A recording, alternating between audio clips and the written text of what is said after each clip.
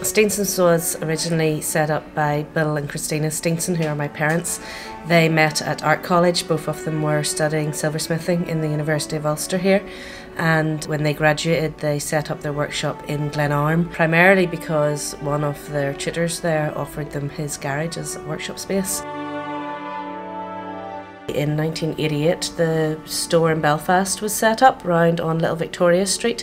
Whenever they set that up, it was a big change to the growth of the business. We suddenly were getting a lot more direct sales to the public, and they were struggling to keep their own store stocked because they had all these wholesale orders. So over about a period of 5-6 years they trickled down the amount of wholesaling they were doing so that they could concentrate purely on the Belfast store.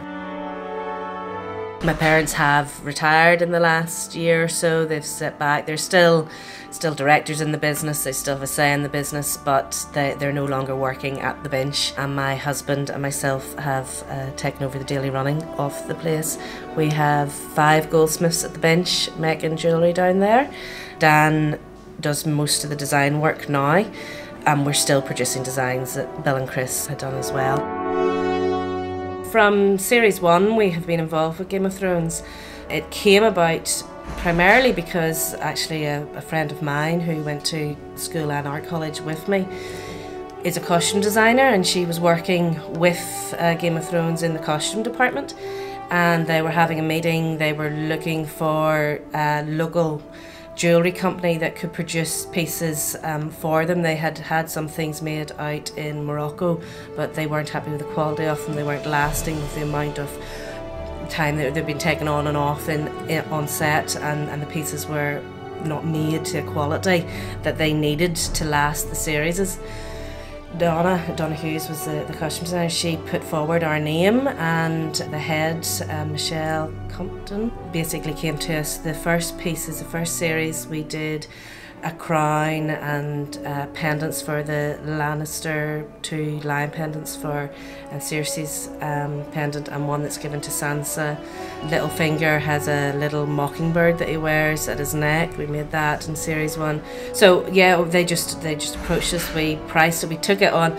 At that stage, Game of Thrones was not particularly well known. It was, you know, there wasn't the hype about it that it is now at Series 4. It just has gone crazy, but back then we knew nothing about it, and we treated it, and we still treat it like any other commission that we get coming through the door.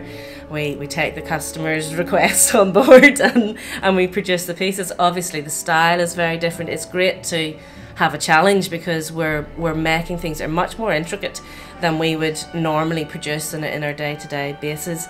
From my point of view, I do a lot of CAD work, a lot of computer-aided design, so there's an awful lot of modelling on CAD for the Game of Thrones stuff, so it challenges me and pushes me to learn further on my CAD skills on that as well, which the pieces that we maybe produce on a more daily basis doesn't necessarily do. Series 3, the Tyrells had rose and vines belts made up, 2 for the grandmother and Marjorie, and then a big brooch which was a big rose for Marjorie's brother as well, and they were made from copper clay, so my ceramic skills finally came back into play along the way. So I was able to, I hand pressed each of the petals and built the roses up individually, and then Dan cast little rosebuds from real rosebuds from the garden. He cast them, and then they were all constructed along with sort of some silver vine work into the pieces. So those were one of my favourite pieces, I have to say.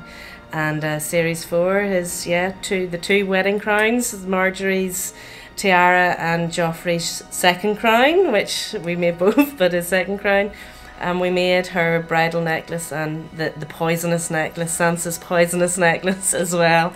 We actually made quite a number of those because they knew in the scene they were going to be destroying it. So they had, I think, 6 or 7 of them made so that they had them available to reshoot if necessary. So yeah, it's been great fun, and certainly it's bringing a lot of people through the workshop as well because people are interested in seeing where these pieces are being made and that. So. But yeah, and hopefully we'll get some work in Series 5.